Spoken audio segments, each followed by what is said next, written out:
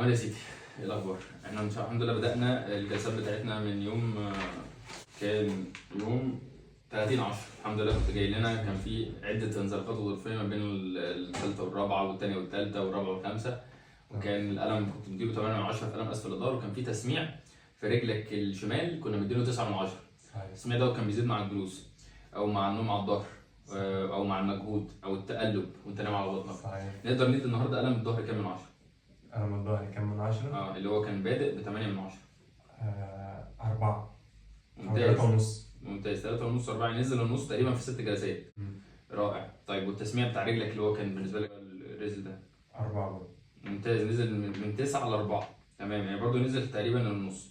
طيب بشكل عام الانشطه اللي انت كنت بتقول عليها زي الجلوس او المجهود او الحاجات دي وضعك بقى فيها ازاي دلوقتي؟ دلوقتي بصراحة الموضوع بقى أحسن كتير. بقت كان في حركات ما بتعرفش تعملها بقيت تعملها. بالظبط. وريني كده.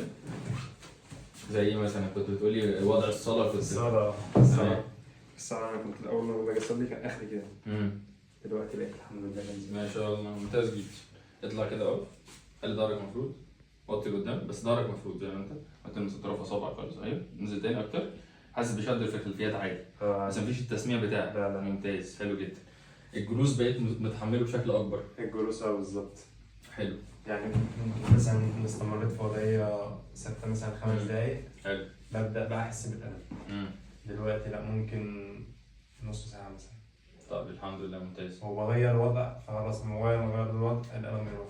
حلو. أغير الوضع أول ما أحس إن الألم يبدأ أغير وضع خلاص مفيش ألم. كويس. انت بيجي لنا منين بقى الراجل ده؟ بيجي لنا من مشوار، بيجي منين؟ الفيوم. بيجي من الفيوم 3 ايام في الاسبوع عشان نعمل جلسات. مبدئيا دي حاجه جامده جدا. كنا شغالين في البرنامج طبعا بتاع مصر كلينيك، ودكتور احمد نبيل كان شغال معاك في الجلسات دي. طبعا هنا بوجه الشكر دكتور احمد، طبعا تسلم ايدك. صحيح. وان شاء الله مكملين الجلسات بتاعتنا، وما يغركش الغضاريف الموجوده في الاشعه دي، ان شاء الله ترجع احسن من الاول. تمام؟ ماشي يا ابو حميد، الف سلامه عليك. أنا برضه والله يا دكتور يعني كنت عايز برضه أشكر دكتور أحمد نبيل، والله يعني بيعمل مجهود جبار بصراحة. بصراحة بيتعب بصراحة. تسلم لي. يلا تسلم لي يا دكتور احمد، بنسلم عليك في الفيديو هنا، وان شاء الله تكمل علاجك وباذن الله الدنيا تمام.